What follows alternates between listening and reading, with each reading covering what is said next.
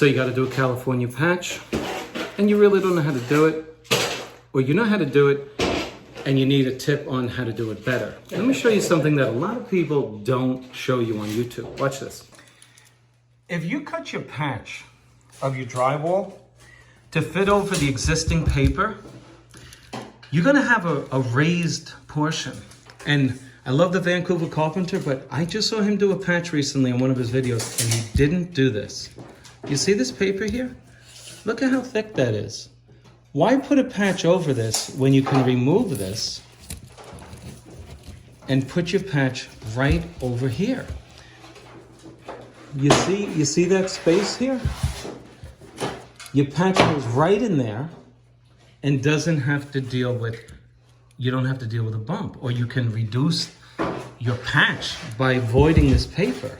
I think it's important. What do you think? So I'm going to avoid all of this paper that I can, just to get down to the gypsum, because we're putting paper over this, right? So why have the bump? Now, did Spencer come up with this himself? No, I learned this on YouTube. I don't even know who taught me it, but somebody did. And so now our patch can rest into this. Our patch will be inlaid rather than laying over it, causing a hump, right? Don't you agree? So I turned it around. That's your front. This is your back. And I perforated exactly where the piece has to go. You see those lines in the middle of your screen on this. And then, of course, I did a horizontal line, which you can see there. And that piece will fit right into here. But the flange, the piece that will overlap, you'll see, we'll go over this area here so we can lock down this piece. It's going to act as our drywall tape. And so now we're just simply looking to put this plug in here. Just fit it in there. Push it in. Better to be a little snug than loose. So now here's what I'm going to do. You see my flange here? This is my flange. I'm going to penetrate the gray with the existing so that I can put it in perfectly while it's sitting here, so that I can have like a double cut, like when we do the wallpaper, right? This way,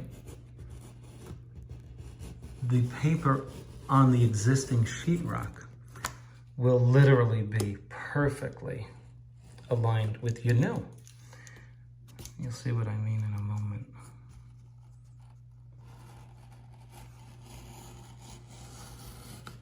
Hello. Hello. All right. Now this is real close to this, so I might have to go off video to use both of my hands. Shh. Shut up, don't say anything. Shh, don't say anything. I don't want to hear it. Okay, let me show you what it looks like with two hands. So now we're going to pull that back. And now, theoretically anyway, right? We should always say theoretically. Now you see what I'm saying? So anyway, for those of you who do drywall a lot, I highly recommend the Vancouver carpenter. Nice guy, Canadian guy. You know? You see what I'm saying now? You see how it's all ready to receive the exact impression of my patch? Do you see what I'm saying? You see that? You see where the paper ends, now it meets it? You understand that if you put drywall mud without voiding that paper that I just voided, you got a hump here. Now who wants that? Okay? Now right then and there, you guys should give me a like on this video. Just stop what you're doing. I'll wait for you. Just go like this. Like. Okay. I'm sure you did it. Thank you. So here you see me taking 5-minute mud and mixing it. The water goes in the pan first, or the bucket, wherever you want to mix it, and then you add the powder.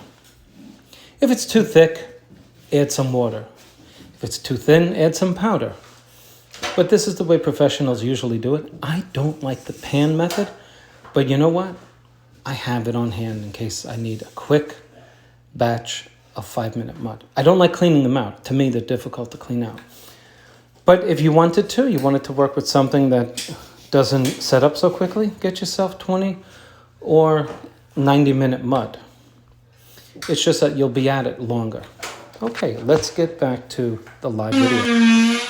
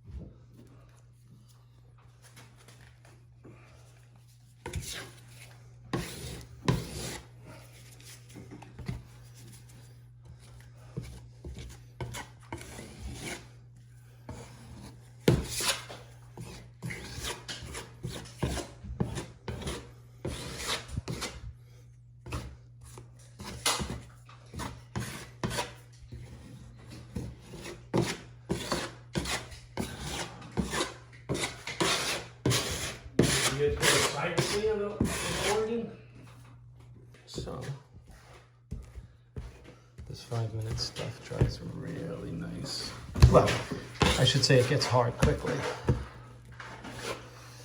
Alrighty. So let's do this up nicely.